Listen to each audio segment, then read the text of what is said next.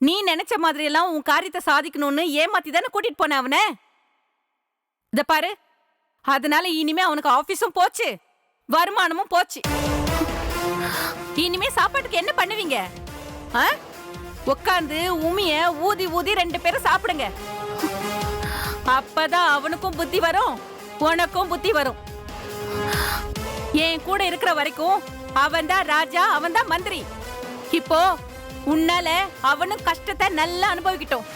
அத்தை, என் மேல உள்ள கோவத்தை அவர் மேல காட்டாதீங்க அத்தை. அவர் மேல எந்த தப்பும் இல்ல. எந்த தப்பும் என் புள்ள மேல இல்லன்னு எனக்கு நல்லாவே தெரியும். உன் பேச்சை கேட்டுதான் அவன் இப்படி ஆடுறான்னு தெரியும். ஏண்டி 50 லட்சம் பணம் வேணும்னு அனுப்பி வச்சிருக்கியே, எதுக்கு? ஏன் உனக்கு புதுசா வீடு வேணுமா? அப்படி வீடு வேணும்னா உங்க வீட்டை போய் பணத்தை கேட்க வேண்டியதானடி. நான் கொஞ்சம் ஏமாந்தா என்கிட்ட இருந்து எல்லா சொத்தையும் புடுங்கிக்கிட்டு என்ன நல்ல நடுத்தெருவுல நிக்க வச்சிருப்பல்ல. எத்தனை நாளைக்கு என் புள்ளைய உன் கட்டுப்பாட்டுக்குள்ள வச்சுக்கிறேன் நானும் பாக்குறேன்டி. வருவான்டி, என்ன தேடி ஒரு நாள் வருவான், வர வெப்பாண்டி.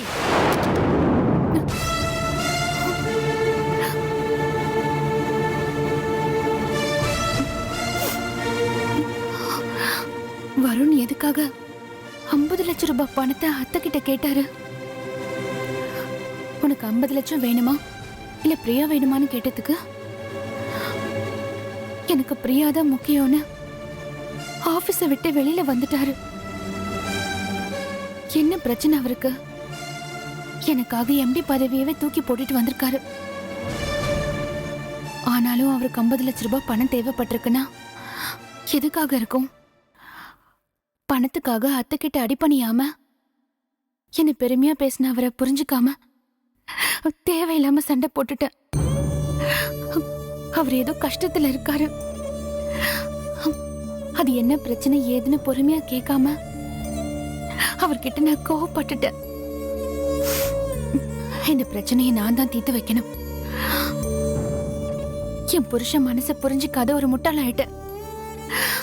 வருண் வரட்டும், அவர்கிட்ட பேசி அவரோட பிரச்சனையை நான் தீர்த்து வைக்கணும்.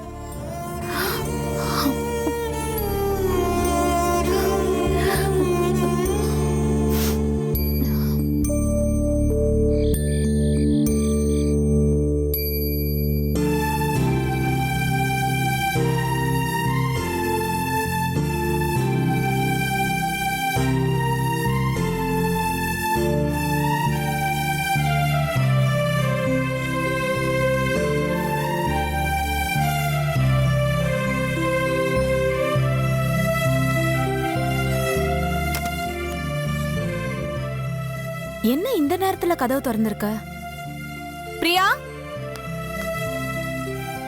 பிரியா,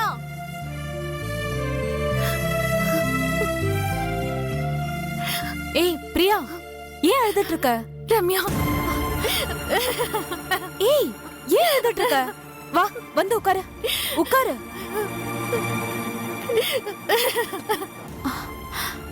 ஏய் மணி 10ஆவது, கதவை வேற லாக் பண்ணாம வச்சிருக்க. எதுக்கு அவசரமா கால் பண்ணி வர சொன்ன? அது ஒண்ணும் இல்ல. வருண் காலையில போனவர் வரவே இல்ல. இப்ப டைம் 10 மணி ஆகுது. இது வரைக்கும் எந்த தகவலும் இல்ல. ஏய் போன் பண்ணி பாத்தியா வருணுக்கு? போன் பண்ண ஸ்விட்ச் ஆஃப்னு வருது. என்னாச்சுன்னு தெரியல. எனக்கு ஒரே பயமா இருக்கு. காலையில அவர் ஆபீஸ் தானே போனாரு, ஆபீஸ்க்கு போன் பண்ணி பாத்தியா? ஆபீஸ்க்கு போன் பண்ண அத்தை தான் போன் எடுத்தாங்க. கீதா ஆண்டியா? அவங்க வழக்கமா ஆபீஸ் வர மாட்டாங்களே, அவங்க எதுக்கு வந்தாங்க? எதுக்கு வந்தாங்கன்னு தெரியல. ஆனா ஆபீஸ்ல வருணுக்கும் அத்தைக்கும் பெரிய சண்டை நடந்திருக்கு. நிர்வாக பொறுப்பு பூரா அத்தையே எடுத்துக்கிட்டாங்களாம். இவரை வெளியில போக சொல்லிட்டாங்களாம். இவரும் எவ்வளவோ கெஞ்சி பார்த்திருக்காரு. பிரியாவை விட்டுட்டு வந்தா இந்த ஆபீஸ மறுபடியும் தரேன்னு சொல்லிருக்காங்க.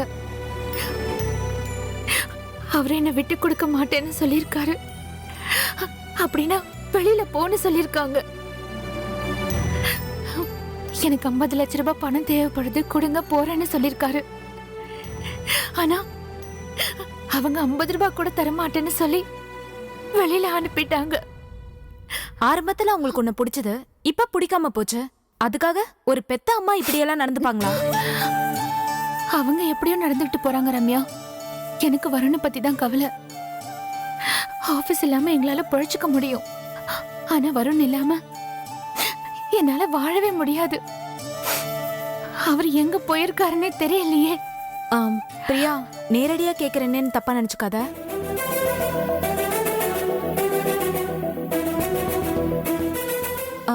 வருணுக்கு ட்ரிங்க்ஸ் சாப்பிட்ற பழக்கம் ஏதாவது இருக்கா? ஏன் கேக்குறேன்னா, இவ்ளோ சம்பவம் நடந்ததுனால மனசு சங்கடப்பட்டு பார்க்கு எங்கேயாவது போயிருப்பாரோ? இல்ல ரம்யா, அவர் அப்படிப்பட்ட ஆள் இல்ல. அத்தை பிரச்சனையை விட வேற ஒரு பிரச்சனை எங்களுக்குள்ள நடந்துச்சு.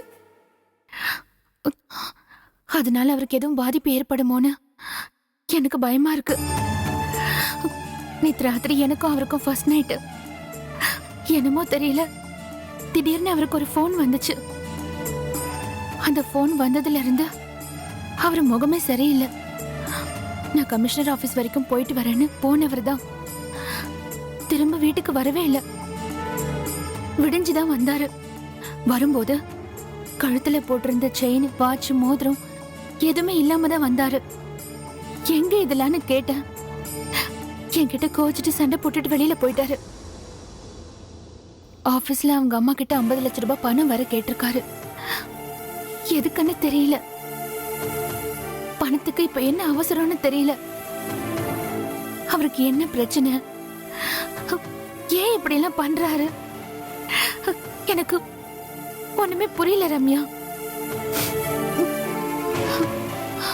எதுவா இருந்தாலும் வருணை பார்த்து நேர்ல கேட்டுக்கலாம். நீ ஒன்னும் கவலைப்படாத. அவர் வந்தாதானே கேக்குறதுக்கு. அவர் எங்க இருக்காருன்னே தெரியலையே. எனக்கு ஒரே பயமா இருக்கு ரம்யா. அப்போ அருணை வர வச்சு சொல்லிருக்கலாமே. இல்ல, இந்த ராத்திரி நேரத்துல அவரை இங்க வர வச்சா நல்லா இருக்காது. அதனாலதான் உன்னை வர சொன்னேன். அருணை பார்த்து விஷயத்த சொல்லி வருணை தேட சொல்லு. நானும் அருணுக்கு ஃபோன் பண்ணி சொல்றேன். இத பாரு பிரியா, நீ எதுக்கும் பயப்படாத, தைரியமா இரு. வருணை நிச்சயமா கண்டுபிடிச்சிடலாம்.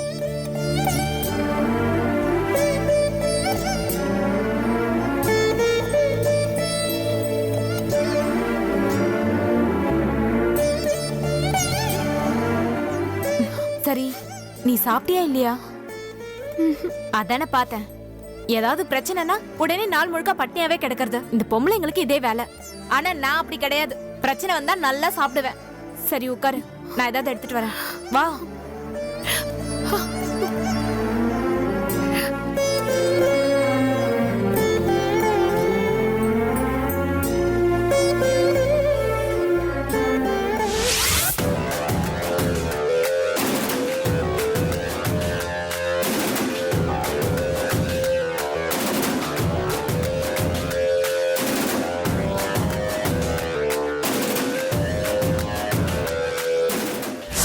பாருடா, அந்த பிரியாவை தலை முழுகிட்டு நீ மட்டும் என் வீட்டுக்கு வந்தேன்னு வச்சுக்கோ, பழையபடி இந்த ஆபீஸை நான் உனக்கு கொடுப்பேன்.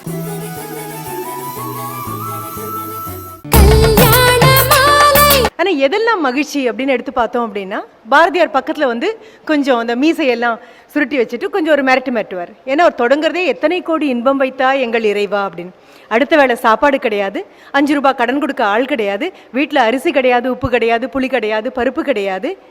எப்போ இந்த இடத்த விட்டு ஓடணுமோ, பாண்டிச்சேரி எல்லைக்குள்ள காலை வைக்கணுமோ அப்படிங்கிற நித்திய பயத்தில் இருக்கக்கூடிய அந்த மனசுல எத்தனை கோடி இன்பம் வைத்தா எங்கள் இறைவா அப்படின்னு சொல்ற அளவுக்கு விலாசமாகவும் விகாசமாகவும் இருக்க முடியும் அப்படின்னா, ஏதோ ஏசி ஒர்க் பண்ணல அப்படிங்கிறதுக்காக வருத்தப்படக்கூடிய இனமா நாமெல்லாம்.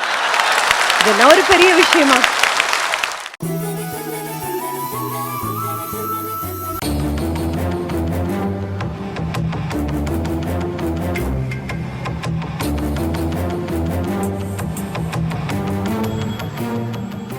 என்ன கீதா, ஆபீஸை விட்டுட்டு பையன் வெளியே போயிட்டானேன்னு வருத்தப்படுறியா? ஆமாக்கா, அவன் என்னை விட்டுட்டு போவான்னு நான் கொஞ்சம் கூட நினைச்சு பார்க்கவே இல்லக்கா. அவன் அப்படி மிரட்டினாலாவது இந்த ஆபீஸ்ல இருப்பான், என்னை விட்டு போக மாட்டான், பிரியாவை விட்டு பிரிஞ்சு வந்துருவான்னு நினைச்சேன்.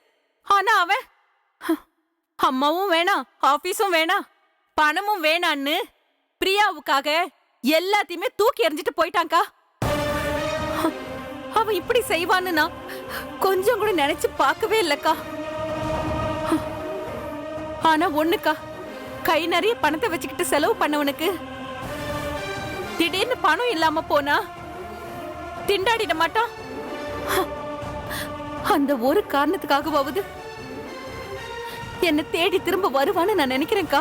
கனவுலயே நினைக்காத உன் பையன் திரும்பி வந்துருவான்னு. அந்த அருண் இருக்கிற வரைக்கும் வருண் உன் பக்கம் திரும்பி கூட பார்க்க மாட்டான். உனக்கு அடங்கின பிள்ளையா இந்த வீட்டுல இருந்தவன அது இதுன்னு சொல்லி தனி கொடுத்தன போக வச்சுட்டான். இப்ப நீ ஆபீஸ குடுக்கலன்னதும் புதுசா ஒரு ஆபீஸையும் வச்சு கொடுத்துருவான். அந்த அருண் இருக்கிற வரைக்கும் உன்னால எதுவும் பண்ண முடியாது. அப்போ என்னதாக்கா பண்ணலாம்? எரியற கொள்ளிய புடுங்கினா கொதிக்கிறது தானே அடங்க போகுது. அந்த மாதிரி வருணுக்கு சப்போர்ட் பண்ற அந்த அருண் பையல உண்டு இல்லைன்னு பண்ணாதான் உன் பையன் உனக்கு திரும்ப கிடைப்பான். அதுக்கு இப்போ என்ன பண்ணலாம்க்கா? அருண் பையல ஆளை வச்சு 2 தட்டு தட்டணும். அப்பதான் அவன் வருணை விட்டு விலகுவான். இது பாருக்கா, நீ என்ன பண்ணுவியோ ஏது பண்ணுவியோ எனக்கு தெரியாது. ஏன் புள்ள திரும்பி இங்க வரணும். திரும்பி வர வைக்கிறேன். அவன் வருவான், தைரியமா இரு. சரியான ஆளுங்களை அனுப்பி அந்த அருணோட எலும்பை உடைக்க சொல்றேன். அதுக்கப்புறம் அவன் நம்ம வழிக்கே வரமாட்டான். கவலைப்படாத, நீ வா. அருண், அருண்,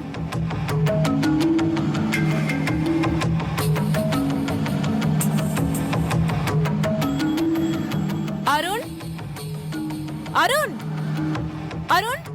ஏய், என்ன நேரத்துல வந்திருக்க? ஏன் ஓடி வர? என்ன டென்ஷன்? பிரியா அவசரமா வர சொல்லி கால் பண்ணா. போய் பார்த்தேன். வருண் காலையில வீட்டை விட்டு போனவரு வரவே இல்லையா? என்னது? வருண் பிரியாட்ட என்ன சொல்லிட்டு போனா? நைட்டு வருணுக்கு ஃபோன் வந்திருக்கு. கமிஷனர் ஆபீஸ் வரைக்கும் போயிட்டு வரேன்னு சொல்லிட்டு போயிருக்காரு. காலையில தான் திரும்பி வந்திருக்காரு. அவர் கழுத்துல போட்டிருந்த செயின், கையில கட்டியிருந்த வாட்ச், மோதிரம் எதுவுமே இல்லாம வந்தாராம். பிரியா கேட்டதுக்கு அவ கூட சண்டை போட்டுட்டு திரும்ப போயிட்டாராம். பிரியா வருணுக்கு ஃபோன் பண்ணி கேட்டாளா? ஃபோன் ஸ்விட்ச் ஆஃப்னு வந்திருக்கு. ஆபீஸ்க்கு ஃபோன் பண்ணிருக்கா. ஆனா ஆபீஸ்ல அவர் இல்ல. கீதா ஆண்டி தான் இருந்திருக்காங்க. கீதா அம்மா எதுக்கு ஆபீஸ் போனாங்க? வருண் பிரியா கூட தனி கொடுத்தனும் போனது அவங்களுக்கு சுத்தமா பிடிக்கல. அதனால ஆபீஸ் நிர்வாக பொறுப்பை கீதா ஆண்டியே எடுத்துக்கிட்டாங்களாம். வருண் எவ்வளவோ கெஞ்சி பார்த்திருக்காரு. பிரியாவை விட்டு வந்தா ஆபீஸை தரேன்னு சொல்லியிருக்காங்க. வருண் 50 லட்சம் ரூபாய் பணம் கேட்டிருக்காரு. என்ன அர்ஜென்ட்னு தெரியல. ஆனா கீதா ஆண்டி 50 ரூபா கூட தரமாட்டேன்னு ஆபீஸை விட்டு அவரை துரத்திருக்காங்க. என்ன இப்படி சொல்ற? அவங்க அம்மா கிட்ட வேற 50 லட்ச ரூபா பணம் கேட்டிருக்கான். வருணுக்கு அப்படி என்ன பிரச்சனை? ஏன் இப்படிலாம் நடந்துக்கிறான்? அதான் புரியாம குழப்பத்துல பிரியா தடுமாறி நிக்கிறா. நீ வருணை பார்த்து நேர்ல கேட்கலாம்ல? வருண் தான் எங்க இருக்காருன்னு தெரியலையே. நைட்டே உனக்கு ஃபோன் பண்ணி விஷயத்த சொல்லலாம்னு நினைச்சிருக்கா. ஆனா டைம் ஆயிருச்சுன்னு எனக்கு ஃபோன் பண்ணி இவ்ளோ விஷயத்த சொல்லி உன்கிட்ட சொல்ல சொன்னா. எப்படியாவது வருணை கண்டுபிடிச்சணும். பாவம் பிரியா. வருணை எப்படியோ நான் கண்டுபிடிச்சிருவேன். என்ன பிரச்சனைங்கிறது முதல்ல கேட்டு தெரிஞ்சுக்கிட்டு இது எல்லாத்தையும் சரி பண்ணிடலாம். பிரியாவை கவலைப்பட வேண்டாம்னு சொல்லுவேன். பிரியா உனக்கு ஃபோன் பண்றேன்னு சொன்னா. அப்படி ஃபோன் பண்ணா பிரியா கிட்ட நான் பேசிக்கிறேன். வருண் எங்கே போயிடப்போறான்? அவனை நான் கண்டுபிடிச்சே தீருவேன். நீ போ ரம்யா. பிரியா உன்னதான் நம்பியிருக்கா. இந்த பிரச்சனையெல்லாம் நீ தான் சால்வ் பண்ணணும் அருண். நான் வரேன். ஏய் இரு, நான் உன்னை வீட்டில் ட்ராப் பண்ணிட்டு அப்படியே வருணை தேடி போறேன். வா.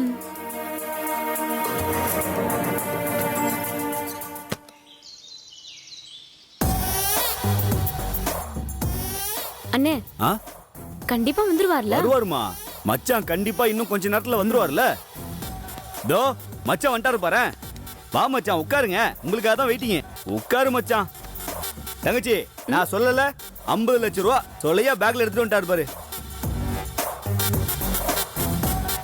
மச்சான் எல்லாம் 500 ரூபா கட்டா 1000 ரூபா கட்டா? ஆஹா கரெக்டா சொன்ன மாதிரி பணத்தோட வந்துட்டாரே.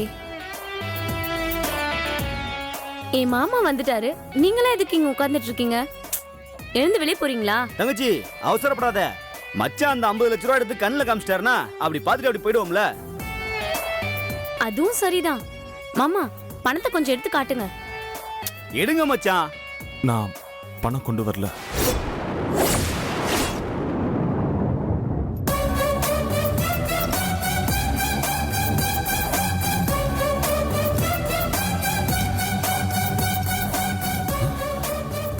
பணம் இல்லம்மா.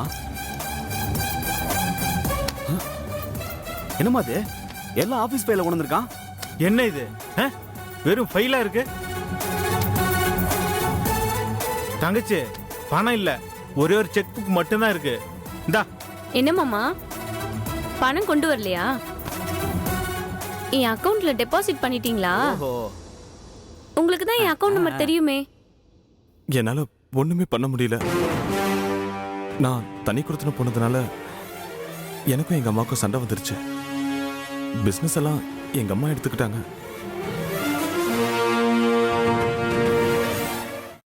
எனக்கு 10 பைசா கூட தரமாட்டேன்னு சொல்லி துரத்து விட்டுட்டாங்க. அதனால இன்னொரு 2 நாள் எனக்கு டைம் கொடுத்தீங்கன்னா நீங்க கேட்ட 50 லட்சத்தை நான் கொண்டு வந்து கொடுத்துட்றேன். வருண், என்ன பார்த்தா உங்களுக்கு எப்படி தெரியுது? எவ்வளவு நம்பிக்கையா 50 லட்சத்தோட வரேன்னு போனீங்க. தனி கொடுத்துன்னு போயிட்டேன். அம்மா கிட்ட பணம் கேட்டேன், கொடுக்கலன்னு சொல்றீங்க. அப்ப நான் என்ன பண்றது? இதெல்லாம் ஒரு பதிலா? அதெல்லாம் முடியாது. எனக்கு இப்பவே 50 லட்ச ரூபாய் பணம் வேணும். இல்லன்னா என்ன உயிரோட பார்க்கவே முடியாது. இப்படிலாம் பண்ணுவீங்கன்னு தெரிஞ்சுதான் ரெடிமேடா வாங்கி வச்சிருக்கேன். அண்ணா எடுங்கண்ணா அத. தங்கச்சி வேணாம் தங்கச்சி, பொறுமையா அண்ணா இரு. எடுங்கண்ணே. தங்கச்சி வேண்டாமா, சொன்னா கேளுமா. இது என்னன்னு தெரியுமா? தூக்க மாத்திரை. ஐயோ, சாப்பிட்டேன்னு வச்சுக்கோ, நான் இப்பவே செத்துருவேன். என் சாவுக்கு நீங்க தான் காரணம்னு எழுதி வச்சிருவேன். இரு. வேண்டாம். சொல்றத கேளு தங்கச்சி, அதெல்லாம் வேணாம். அவசரப்பட்டு எதுவும் பண்ணிக்காத. நான் பணம் இல்லைன்னு சொல்லியே 2 நாள் அவகாசம் தானே கேக்குறேன். உங்களை நான் எப்படி நம்புறது? 2 நாளைக்கு அப்புறம் இதே பதில சொன்னா நான் என்ன பண்றது? கேரண்டி வேணும். அண்ணே, அந்த வெத்து பத்திரத்தை எடுத்துட்டு வாங்க. மாமா கிட்ட கையெழுத்து வாங்குங்க. காளி என்ன, செக் புக் எடுத்து பிளாங்க் செக்ல கையெழுத்து வாங்குங்க. நான் எடுனேன். மச்சான் உட்காருங்க மச்சான், இதுல ஒரு கையெழுத்து போடுங்க. உட்காருங்க மச்சான். டேய் காளி, நான் வந்துட்டேனே. டேய் அந்த பேனா மச்சான், போடுறா. என்னங்க மச்சான்? கையெழுத்து போடுங்க மச்சான். போடுங்க மச்சான். போடுங்க மாமா. இதெல்லாம் ரொம்ப அநியாயம். என்ன மச்சான் அநியாயம்? நீ என் தங்கச்சிக்கு செஞ்சதுதான் அநியாயம். தங்கச்சி சொன்ன மாதிரி இந்த பத்திரத்துல ஒரு கையெழுத்து போடு மச்சான்.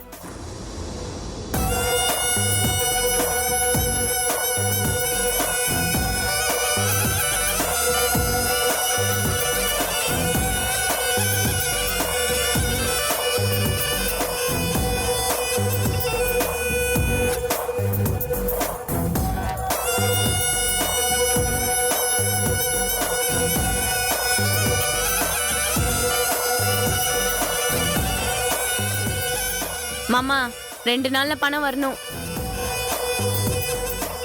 ஏமாத்த நினைச்சீங்க, நீங்களும் நானும் சேர்ந்திருக்க போட்டோவை ஊரு ஃபுல்லா ஒட்டிடுவேன். அப்படியெல்லாம் எதுவும் அவசரப்பட்டு பண்ணிடாதீங்க.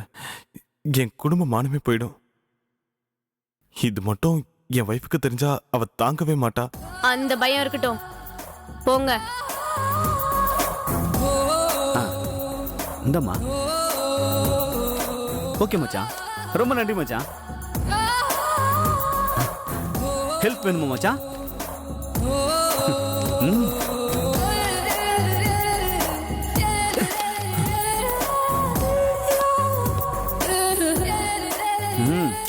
நீ உட்காரு தங்கச்சி. தங்கச்சி மச்சான் போட்ட கையெழுத்து பாரு. அண்ணா இங்க வாண்ணே. எல்லாம் நமக்கு தான். அவங்க டேய் காளி, நல்லா செக் பண்ணிக்கடா. அண்ணா எல்லாத்தையும் பக்காவா ரெடி பண்ணிருக்கேனே. நாளைக்கு ரிஜிஸ்டர் ஆபீஸ் போய் ஒரு ஸ்டாம்ப் மட்டும் போட்டேன்னு வச்சுக்க, எல்லா வேலையும் பக்கா நமக்கு தான் இது.